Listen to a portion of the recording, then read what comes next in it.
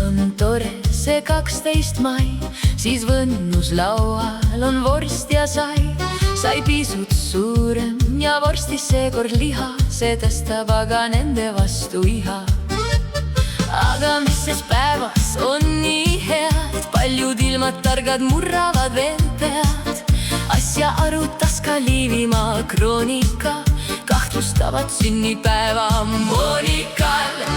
Eks siis võtame ta kiirelt ette, seekord teda me ei viska vette.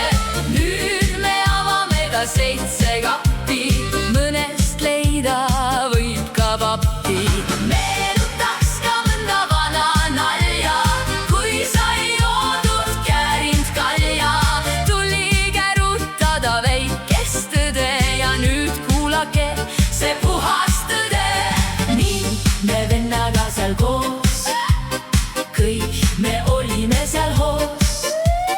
Kärul juba rattad õhus, leidsime me endid põhus. Sellest ajast on tal suurem naljasoolik, meil on tema kõrval nagu aiavoolik.